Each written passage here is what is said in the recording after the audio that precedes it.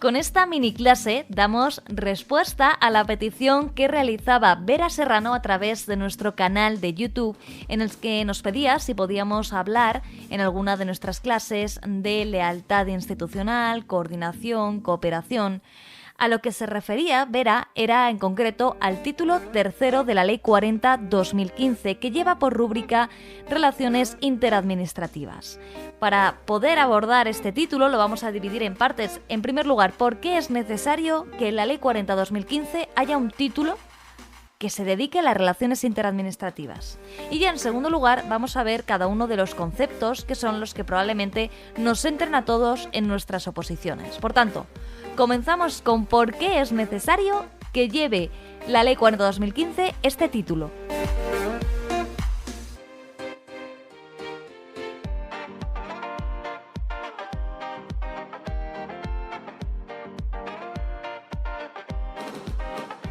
El Estado español se caracteriza por configurarse como un Estado con una fuerte descentralización territorial del poder político, que adopta la forma de Estado autonómico. La piedra angular sobre la que se desarrolla el nuevo modelo de organización territorial que surge con la Constitución de 1978 se establece en el artículo 2 de la Constitución, que propugna, como ya deberías saber porque tenemos colgado el artículo 2 para que lo memorices en nuestro canal de YouTube, propugna lo siguiente: la Constitución se fundamenta en la indisoluble unidad de la nación española, patria común e indivisible de todos los españoles, y reconoce y garantiza el derecho a la autonomía de las nacionalidades y regiones que la integran y la solidaridad entre todas ellas. Esto es, como establece Santa María Pastor, un anuncio que hace la Constitución que luego tiene que materializarse. ¿Dónde lo encontramos? En el título octavo de la Constitución, que se inicia con el artículo 137, que prevé una distribución vertical del poder. Dice que el Estado se organiza territorialmente en municipios, provincias y en las comunidades autónomas que se constituyan.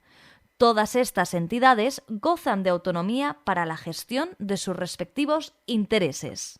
¿Qué significa este artículo 137? Bueno, pues que se dará lugar a una distribución competencial, capacidad de autogobierno, autonomía financiera, potestad legislativa propia y aquí viene lo importante, organización administrativa propia, dando este último lugar a la existencia de un sector público en España que se compone por la Administración General del Estado, la Administración de las Comunidades Autónomas, las entidades locales y el sector público institucional de cada una de ellas, como podemos leer en el artículo 2 de la Ley 40/2015. ¿Esto qué implica, querido opositor? Bueno, pues que hay un sinfín de organismos, instituciones, entidades dentro de cada una de estas administraciones que englobamos en tres: AG, Administración de las Comunidades Autónomas, entidades locales y su sector público institucional respectivo de cada una de ellas. Por tanto, si lo pensamos, es un jaleo tremendo. Las relaciones entre todas ellas, es a lo que nos referimos en esta mini clase dedicada a las relaciones interadministrativas. Porque, como establece el artículo 137, si hay municipios, si hay provincias, si hay comunidades autónomas, si hay Estado, y entre ellos tienen que hablar, pues es como si tú te tienes que mandar un WhatsApp con muchos amigos. Normalmente creas un grupo de WhatsApp. ¿Se puede crear un grupo de WhatsApp? Teniendo en cuenta que hay alrededor de 8.000 municipios en España, esto sería un poco jaleo. Por tanto, consideramos que no sería lo más útil. Además, imagínate todos los documentos que se tienen que transmitir entre administraciones, no valdría. El WhatsApp no nos vale, por tanto, aquí surge este título. Pero además, la distribución competencial y la presencia sobre un mismo territorio y, por tanto, población de diversas administraciones plantea a todo Estado compuesto, como es el español, la necesidad de establecer mecanismos de colaboración, de cooperación, de coordinación entre sus distintas realidades territoriales para garantizar la igualdad y la unidad. Y esto es muy importante. Esto último que te hemos contado es lo que más deberías tener presente cuando estudies el título tercero de la Ley 40/2015. Y el término clave es población. ¿Por qué? Porque hablamos de igualdad y de unidad. Todo ello está concebido, estas relaciones interadministrativas, para que una persona que se encuentra en el norte de España tenga los mismos servicios, tenga los mismos derechos, tenga las mismas oportunidades que una persona que vive en el sur, lo mismo con el este y lo mismo con el oeste. Y aquí radica la importancia de las relaciones interadministrativas, porque tiene que hablar, imaginemos una persona que vive en una localidad de menos de 5.000 habitantes, con la provincia, además tiene que hablar con la comunidad autónoma, pero también tiene que estar en contacto con el Estado. ¿Para qué? Para que esa persona que vive en el municipio de menos de 5.000 habitantes tenga acceso a una educación pública, a una sanidad pública, a el caso de que tenga que acudir al Servicio Público de Empleo Estatal, al SEPE, que tenga una oficina más o menos cercana a la que acudir y en la que se le tramite su prestación por desempleo. Pero también tiene que tener acceso a una buena carretera, tiene que tener energía que llegue a su domicilio, es decir, un conjunto de actuaciones y un conjunto de derechos que permiten a un ciudadano sentirse español. De ahí que venga la igualdad y la unidad. Igualdad entre todos los españoles y unidad porque forman parte de España independientemente de la administración con la que tengan más relación. Establecido este principio básico para poder entender el título tercero, vamos ahora a meternos con él. No, ha quedado un poco mal. Vamos ahora a revisarlo, mejor dicho. Este título, que se inicia con el artículo 140, establece en primer lugar los principios que deben regir las relaciones interadministrativas. Son principios que después se van a desarrollar, casi todos ellos. Establece que serán, si lo tienes delante, puedes leerlo conmigo: lealtad institucional, adecuación a la distribución de competencias establecidas en la Constitución, estatutos de autonomía y normativa de régimen local, que ya sabes que es la 785, colaboración, cooperación, coordinación, eficiencia en la gestión de recursos públicos, responsabilidad de cada administración pública, garantía e igualdad de todos los ciudadanos en el ejercicio de los derechos en sus relaciones con las diferentes administraciones y solidaridad interterritorial. Vamos a responder una de las preguntas de Vera Serrano. ¿Qué es eso de la lealtad institucional? Pues la lealtad institucional se basa en que cada administración actúe de acuerdo al principio general de la buena fe. ¿Qué implica actuar de buena fe con eficacia y con eficiencia? Bueno, pues que las diferentes administraciones en sus actuaciones respeten el ejercicio legítimo de las competencias de otras administraciones, que ponderen al ejercer sus competencias siempre el interés público, que faciliten la información que precisen el resto de administraciones públicas y que cooperen y asistan al resto de administraciones públicas. Por tanto, el principio de lealtad institucional en realidad engloba el resto de principios que recoge este artículo 140. Vamos a ver cuáles son esos principios y vamos a centrarnos en los que nos parecen más relevantes. Que en realidad no es que nos lo parezcan a nosotros, es que en muchos temarios aparecen así. Comenzando por el de colaboración. Se trata de la actuación de dos o más administraciones para lograr un fin común que el artículo 141 articula como un deber, a través del cual se debe respetar el ejercicio legítimo de las competencias de otras administraciones públicas, facilitar la información que precisen para que puedan desarrollarlas y prestar la asistencia que dicha administración necesite. ¿Y cómo llevar a cabo todo esto? Bueno, nos lo resuelve el artículo 142, que contempla unas técnicas de colaboración para hacer efectivas estas obligaciones que hemos dicho. En primer lugar, suministro de información, datos, documentos, medios probatorios que se encuentren a disposición de la entidad a la que se dirige la solicitud. En segundo lugar, creación y mantenimiento de sistemas integrados de información, canales de información administrativa con el fin de disponer de información y datos actualizados y completos de manera permanente. Y la tercera técnica se enmarca en los ámbitos territoriales expresamente, pues se trata de asistir y auxiliar a otras administraciones cuando soliciten información para el desarrollo de sus competencias y en especial fuera de su ámbito territorial. Sin embargo, hay ciertos casos en que esta colaboración podrá ser denegada. Cuando no esté facultada cuando la entidad de la que se solicita información no esté facultada para prestar la colaboración según su normativa, cuando no disponga de los medios suficientes para ello, o cuando causara un perjuicio grave a los intereses cuya tutela tiene encomendada por tener carácter confidencial o reservado.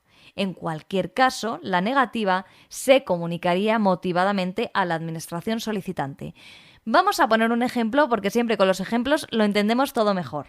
En principio, la vacuna de la COVID-19 nos la teníamos que poner cada uno dentro de nuestra comunidad autónoma. Sin embargo, había algunas de las vacunas que tenían 2 dosis y la segunda dosis pilló en verano en vacaciones a muchos españoles.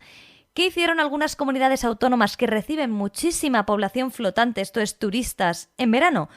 Habilitar puestos para que esta gente se vacunara de la misma manera que si estuviera en su comunidad autónoma, lo cual hace ver ese principio de unidad que mencionábamos al comienzo de esta clase, para que todos nos sintamos parte de España y además que haya igualdad. No importa en qué parte del territorio estés, porque a ti se te va a poner la vacuna.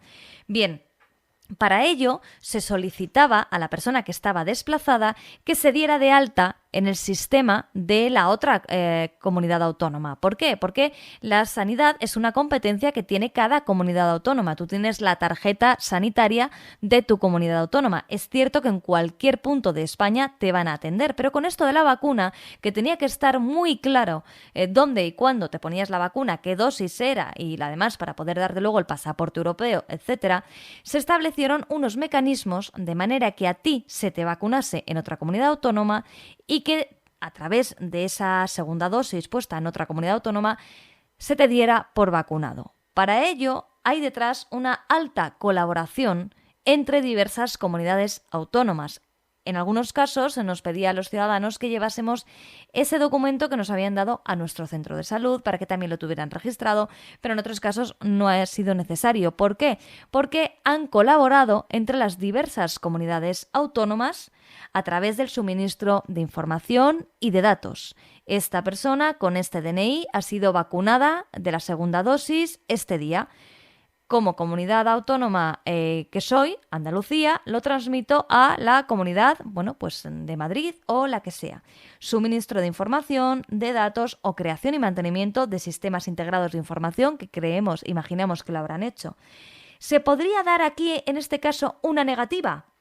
Bueno, imaginemos que quiero ponerme la vacuna en un pueblo en el que no está previsto que haya un gran número de población flotante, un gran número de turistas y, por tanto, las vacunas que ha recibido ese pueblo es para los que estén censados, no es para un turista que pase por allí. Por tanto, en este caso sí se podría denegar. ¿Por qué? Porque no dispone de los medios suficientes para ello. No tengo vacuna que poner, por tanto, al no estar tú censado en mi municipio, no te puedo vacunar. Este es un ejemplo que esperamos que os ayude a ver la colaboración.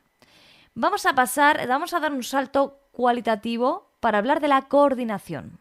¿Por qué es un salto cualitativo? Porque la colaboración es una suma de voluntades. Si Andalucía y Madrid no quieren, no se te vacuna.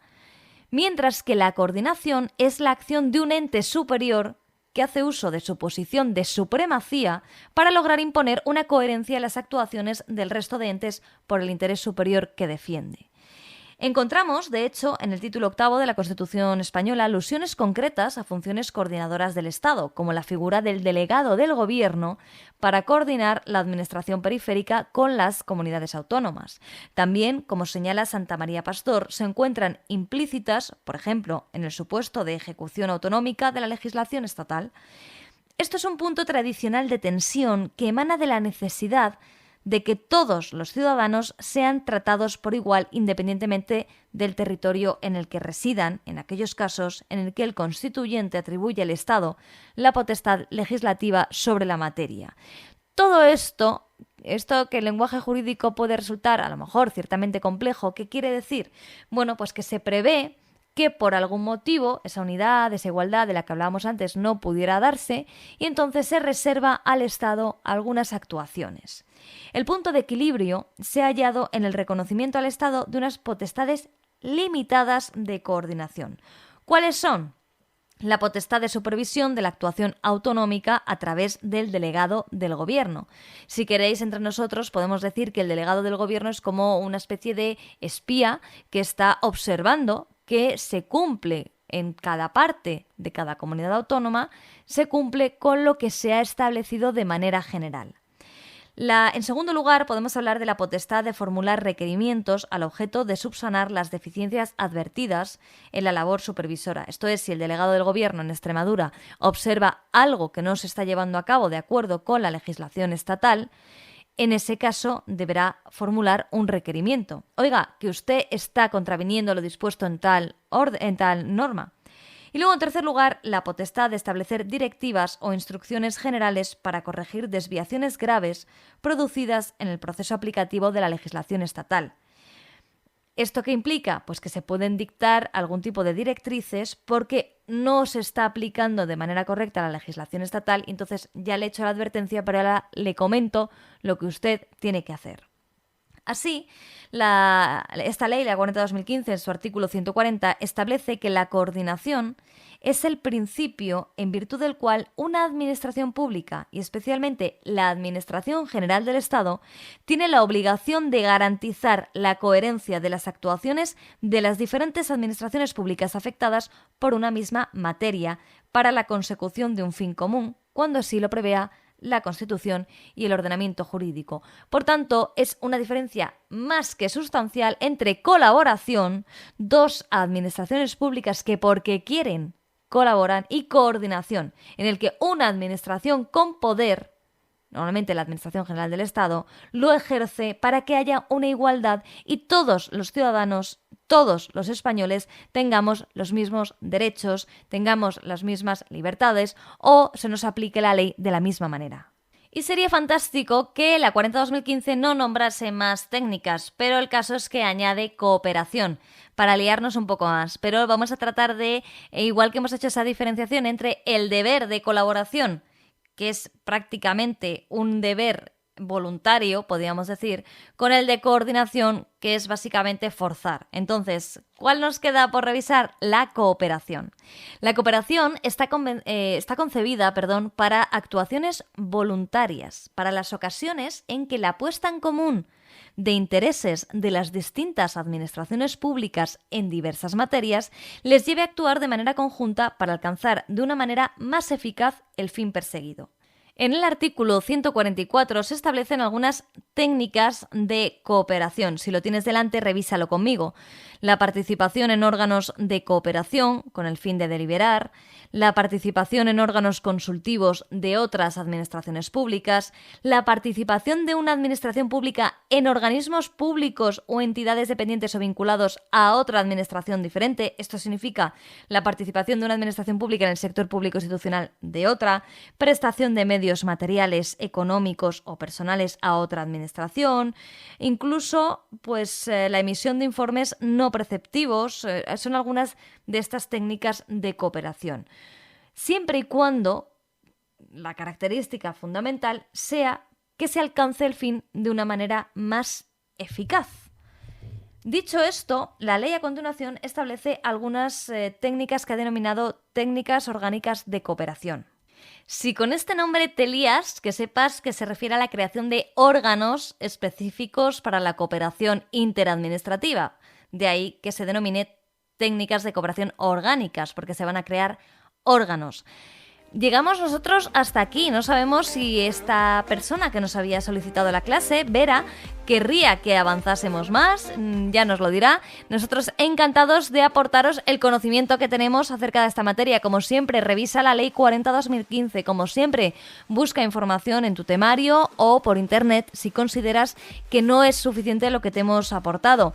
Y desde luego, nosotros lo hacemos con la mejor de las intenciones para facilitarte el estudio de estas leyes que tenemos que estudiar todos.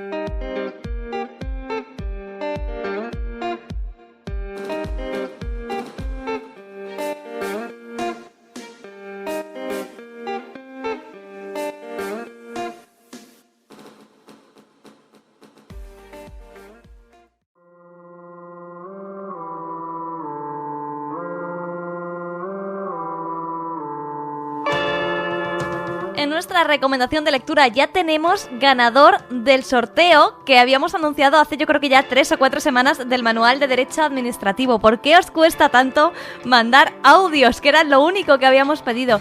Ni siquiera, como suelen hacer en los sorteos, retuitea, síguenos, haz que un amigo nos siga, nada de eso. Solo teníais que decirnos por qué ese manual os podría ayudar. Pues el ganador es... ¡Atención! Es la pieza que no puede faltar en la bibliografía de cualquier opositor. Es como si dijéramos las bases de la pirámide para construir el pensamiento necesario desde el punto de vista jurídico y de la organización de todo el Estado. Es el pensamiento necesario para poder entender en toda su extensión y complejidad cómo funciona el Estado. Si no comprendes cada uno de los elementos del derecho administrativo, es imposible encajar las piezas de todo el puzzle que conforma el contenido de cualquier oposición, sea esta la que sea.